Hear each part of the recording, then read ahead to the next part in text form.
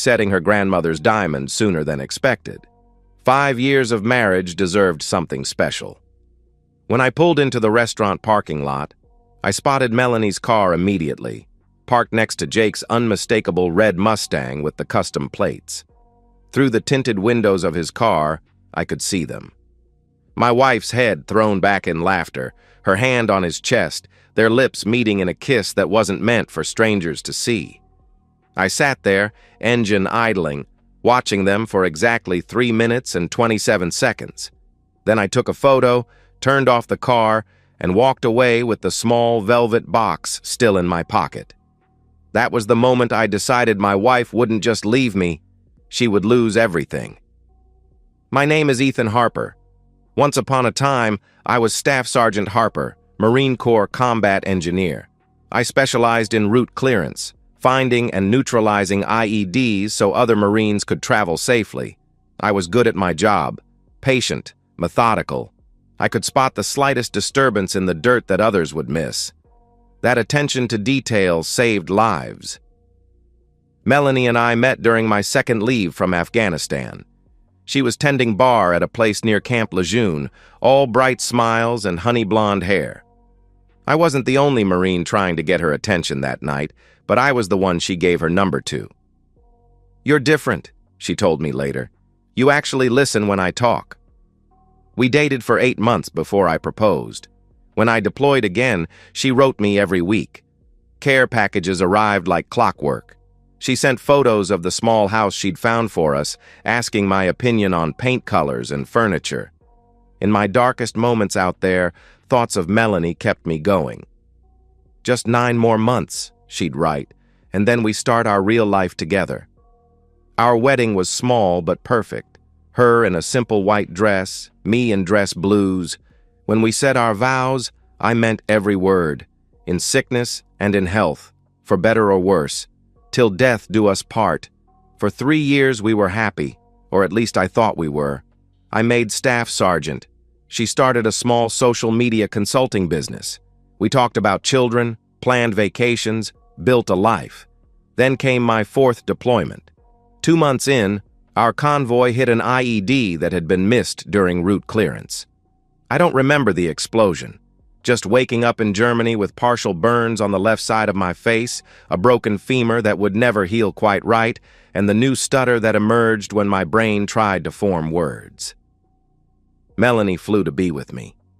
When she first saw me in the hospital bed, I caught the flash of shock in her eyes before she recovered and smiled. She held my hand, told me everything would be okay, that nothing had changed. But everything had changed. Recovery was slow, painful. The physical therapy for my leg was excruciating, but I pushed through it, motivated by the thought of standing tall beside Melanie again. The speech therapy was somehow worse, the frustration of knowing exactly what I wanted to say but having the words catch and stutter on my tongue. Melanie was supportive at first. She'd sit with me during therapy sessions, help me practice my exercises at home. But as weeks turned into months, I noticed the change. The first sign was her impatience. She would finish my sentences when I stuttered, not waiting for me to get the words out myself. Then came the sighs, small, almost imperceptible, when I needed help with buttons or when my leg gave out after a long day. "I'm going to the gym," became her mantra. At first, it was 3 times a week, then 5, then every day, sometimes twice. The gym became her escape from me. That's where she met Jake Maddox, personal trainer, fitness influencer, ex-college athlete with 16-pack abs and a jawline like it was carved from granite. He specialized in transformation journeys, turning ordinary people into fitness models through what he called extreme dedication, and what I later discovered were illegal supplements and steroids. I first heard his name 6 months after I returned home. "Jake says I should try this new protein shake," Melanie mentioned casually over dinner. "Jake says I need to focus more on high-intensity interval training. Jake thinks I have potential to compete." I should have seen it then, but I was too focused on my own recovery to notice how her eyes lit up when she mentioned his name. The second sign came when our physical intimacy changed. Melanie stopped initiating. When I reached for her at night, she would stiffen slightly before relaxing into my touch, like she was forcing herself to respond. Sometimes she would turn away, claiming fatigue from her intense workouts. "Jake says rest is just as important as training," she'd murmur, her back to me. The third sign was her phone. It used to sit carelessly on countertops or tables, often forgotten. Now it was always in her hand, screen tilted away from me. She installed a fingerprint lock. Notifications would ping late at night, and she'd slip away to the bathroom to respond. "Just work stuff," she'd say when I asked. The fourth sign was her friends. Women I'd known for years started looking at me differently when they came over. Their conversations would halt when I entered a room, resuming with forced smiles and changed topics. One night, after several glasses of wine, her friend Cassie slipped up. "Is it hard?" she asked Melanie while I was in the kitchen, not realizing I could hear, "You know, being with him now that he's different?" "Let's talk about it later," Melanie had whispered back. But the worst sign, the one that finally opened my eyes, came on a Tuesday afternoon 4 months ago. I had come home early from a VA appointment to find Melanie and Jake in our kitchen. They weren't touching. They weren't even standing particularly close. But the electricity between them was undeniable. Jake looked me up and down, his eyes lingering on my scars, my slight limp as I moved toward them. "Ethan, this is Jake," Melanie said, her voice overly bright. "He's helping me prep for that fitness competition I told you about." Jake extended his hand. His grip was too firm, a power move. "Heard a lot about you, man," he said with a smile that didn't reach his eyes. "Thank you for your service." The way he said it, like I was something to be pitied, a broken toy, made my jaw clench, but I shook his hand and nodded. "Nice to meet you," I managed, hating the stutter that emerged under his scrutinizing gaze. Jake's smirk was subtle, but I caught it. So did Melanie, who at least had the decency to look uncomfortable. "Jake was just leaving," she said quickly. As I watched him walk to his car, I saw Melanie watching him too, her eyes following the confident stride I could no longer manage. That night, I heard her in the bathroom, voice low as she spoke on the phone. "No, he doesn't suspect anything. I know, I miss you too. Soon, I promise." The breaking point came on an otherwise ordinary Sunday morning. Melanie had gone for her morning cardio, which now always lasted at least 3 hours, and I was alone in our bedroom looking for a specific tie for an upcoming VA interview. Her iPad chimed with a message notification on the nightstand. I wouldn't have looked. I respected her privacy despite my growing suspicions, but the preview caught my eye. From, "Jake sent the video to everyone. They can't stop laughing at him trying to..." The message cut off there. My stomach twisted as I picked up the iPad. It was unlocked. Melanie must have forgotten to close it before leaving. The message was in a group chat titled Operation Crippled Clown. With shaking hands, I scrolled up. There I was, struggling to button my dress shirt before a doctor's appointment last week. A video, clearly taken by Melanie without my knowledge, zoomed in on my fingers as they fumbled with each button. My audio played in the background. Damn it!" as I dropped a button and had to start again. Jake had responded, "This is why I tell you guys never to skip finger day." Someone named Cassie wrote, "OMG, how do you even sleep in the same bed?" Melanie's response, "I barely do anymore. He's like a zombie that can't finish a sentence." I kept scrolling, my vision blurring. There were more videos. Me struggling with physical therapy exercises at home, me stuttering through a phone call with my mother, me having a nightmare, thrashing in bed as Melanie narrated in a mocking whisper. But worse than the videos were the messages, intimate details of our marriage, our sex life, or lack thereof, laid bare for their entertainment. Melanie describing how she zones out when I touch her, how she fantasizes about Jake to get through it. Jake. Once you've had a real man, you can't go back to a broken one. Melanie. Truth. I swear I hear him breathing and I get turned off. There were photos too. Melanie and Jake in what was clearly a hotel room. Melanie wearing lingerie I'd never seen. Jake shirtless, Melanie kissing his chest, messages planning their meetups, coordinating lies to tell me. And then, the final knife twist. A voice message from Melanie. If I hide his meds, he gets real jumpy. It's hilarious. Last week I moved his anti-anxiety pills, and he tore the house apart looking for them. Almost had a full breakdown. Jake says we should record it next time. They had been deliberately triggering my PTSD for entertainment. I sat there for a long time, the iPad in my hands, reading every message, watching every video, examining every photo. 3 years of marriage reduced to a cruel joke. The woman I'd loved, who'd vowed to stand by me, was the architect of my humiliation. That's when something inside me changed. The hurt transformed into something cold and precise. I remembered who I was before the IED, methodical, strategic, patient. I'd cleared paths through minefields. I could navigate this betrayal. I carefully took screenshots of everything, sent them to my email, then erased all evidence of my snooping. I placed the iPad exactly as I'd found it and left the room. That night, when Melanie returned from meal prep with the gym crew, I smiled and asked about her day. I kissed her cheek when she offered it instead of her lips. I pretended I didn't know that my life had become a spectator sport for her and her lover, because now I had a mission. And like any good combat engineer, I needed time to prepare.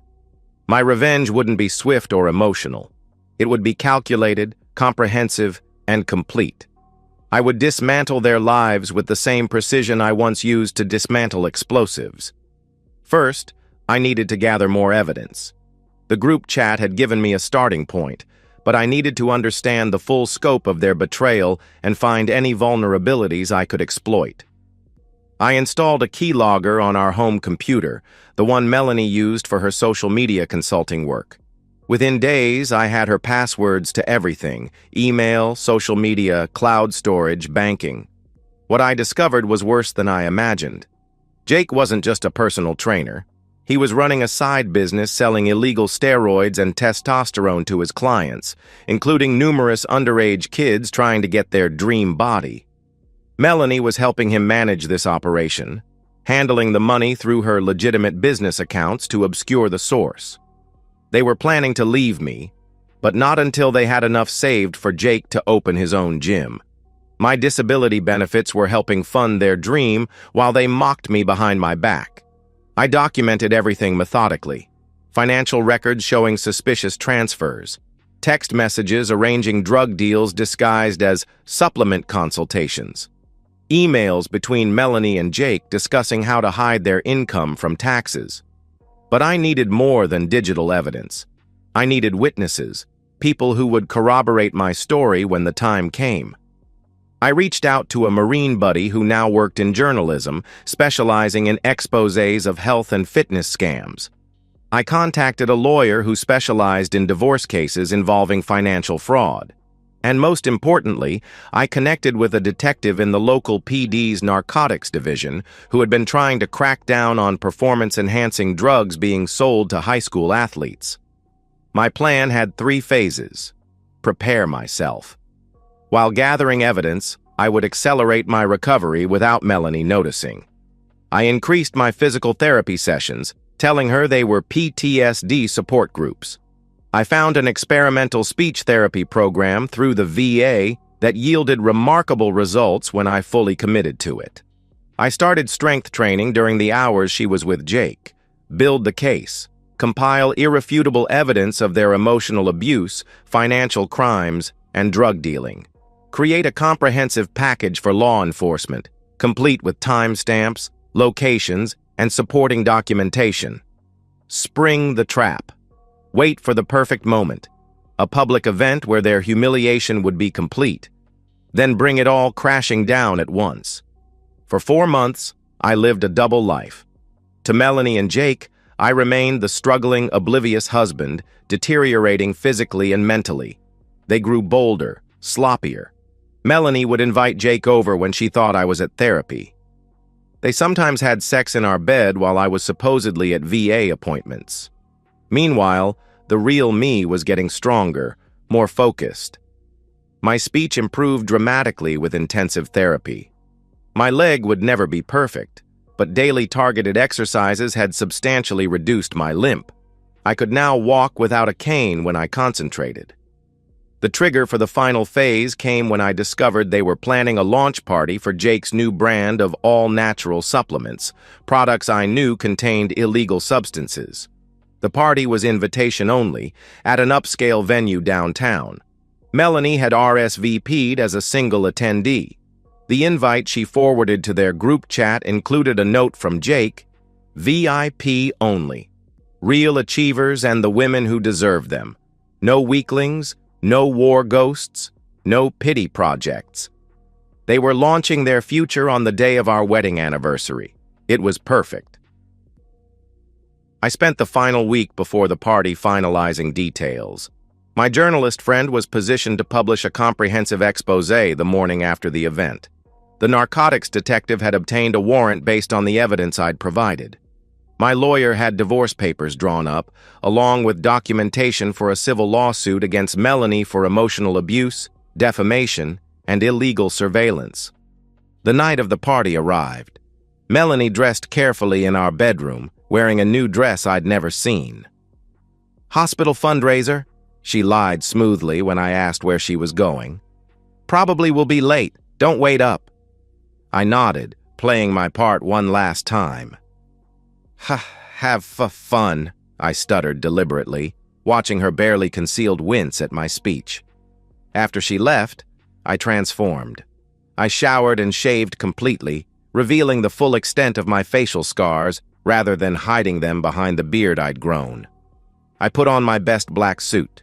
I pinned my service medals to my chest. I stood tall, focusing on my posture, the techniques I'd learned to minimize my limp. When I looked in the mirror, I saw a Marine again, not broken, restored. I arrived at the venue 45 minutes after the party started.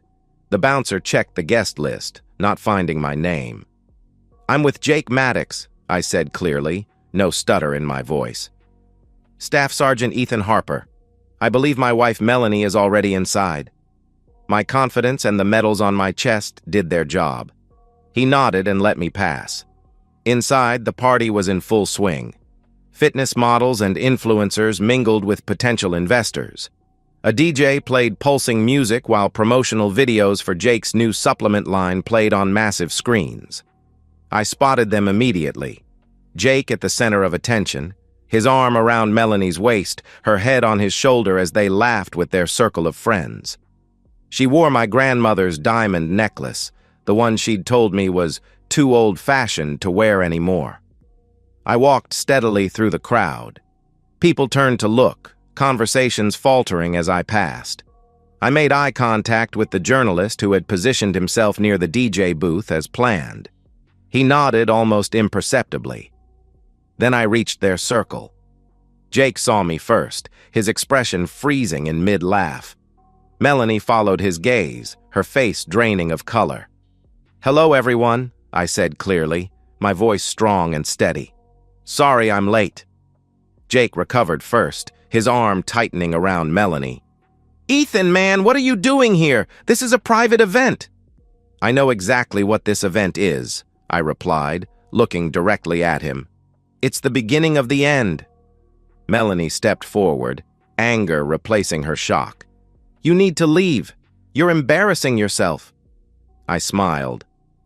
"Actually, I'm just in time for the presentation." I turned and walked to the DJ booth, where my journalist friend was waiting. I handed him the USB drive containing everything, the videos, the messages, the financial records. "Play it all," I said, loud enough for nearby guests to hear. The music stopped. The screens around the room flickered, and then there it was, Melanie's voice, crystal clear through the venue's speaker system. "If I hide his meds, he gets real jumpy. It's hilarious." The crowd fell silent. The video continued, showing screenshots of their group chat, the cruel jokes, the videos they'd taken of me. Then came the evidence of their drug operation, Jake selling steroids to a high school athlete in the parking lot of our gym, Melanie processing payments through her business account. I watched their faces as their private world was exposed. Jake lunged toward the DJ booth, but two men, plainclothes officers who had been waiting for my signal, blocked his path. "Jake Maddox," one said formally, "we have a warrant for your arrest on charges of distribution of controlled substances, tax evasion, and fraud." As they handcuffed him, I walked back to Melanie, who stood frozen in horror, watching her world collapse around her. What have you done?" she whispered, stuttering for the first time in her life. I reached into my pocket and pulled out 3 envelopes. "Divorce papers," I said, handing her the first. "A civil lawsuit for emotional abuse, defamation, and illegal surveillance," I continued, giving her the second. "And documentation showing that the house, which was inherited from my grandfather and is legally in my name alone, has been secured with new locks, effective immediately." Tears streamed down her face. "Ethan, please, I can explain." "No need," I interrupted. "You've explained enough in your videos and messages. By the way, the police have search warrants for your phone, computer, and cloud accounts. I wouldn't try deleting anything." More officers entered the venue, moving through the shocked crowd toward Melanie. One of them approached us. "Ma'am, we need you to come with us for questioning regarding your involvement in Mr. Maddox's illegal activities." As she was led away, I turned to address the stunned crowd. "Ladies and gentlemen, I apologize for the interruption. As you can see, Jake's supplements aren't as all-natural as advertised. There are FDA agents outside who would like to speak with any athletes or investors involved with this launch. The rest of you might want to check tomorrow's news before associating your brands with either of these individuals." With that, I walked out, standing taller than I had in years. The next morning, the story broke across local news and fitness industry publications. My journalist friend's exposé was comprehensive, detailing not just the illegal supplement operation, but also the systematic emotional abuse I had endured.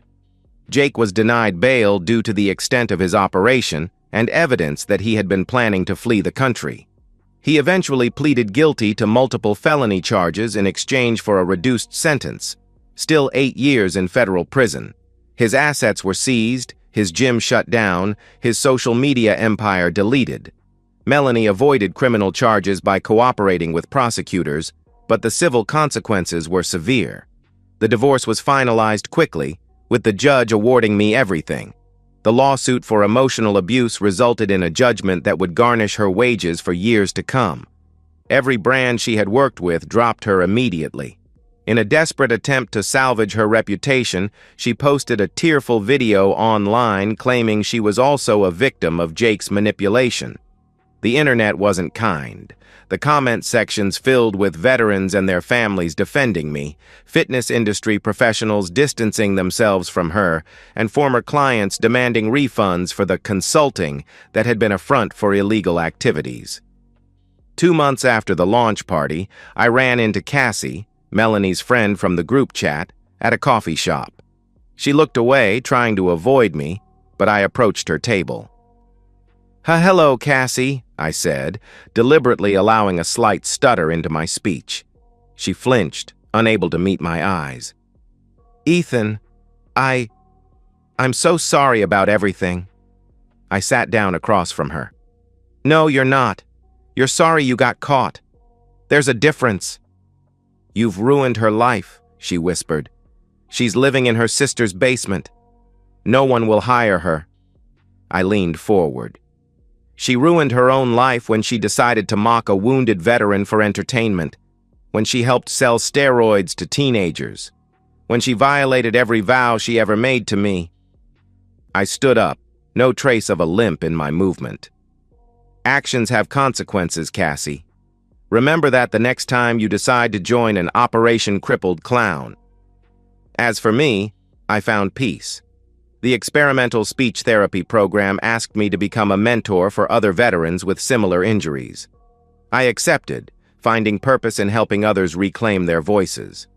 I sold the house, too many bad memories, and bought a cabin near the mountains where I'd always wanted to live. I reconnected with old friends from my unit, no longer ashamed of my scars or occasional stutter. Sometimes people ask if I regret the public nature of my revenge, if I could have just divorced Melanie quietly and moved on. I tell them no, because it wasn't just about Melanie and Jake. It was about showing everyone who had laughed at those videos, who had pitied me or written me off, that wounds don't define strength. 6 months after the launch party disaster, I received a letter from a young Marine recovering at Walter Reed. He'd seen the news story, recognized my name. "You showed me that coming home different doesn't mean coming home defeated," he wrote. "That patience isn't weakness, it's strategy." That letter hangs framed on my wall now, a reminder that sometimes the weight of betrayal can forge you into something stronger than you were before. Melanie thought she was watching me break. She never realized she was watching me reload. And that's the end of today's story. If you enjoyed it, please give this video a thumbs up and drop a comment below. Your support helps the algorithm push my content further. If you're new to the channel, don't forget to hit that subscribe button. It really helps me keep creating more stories for you. Thanks for watching, and I'll see you in the next one.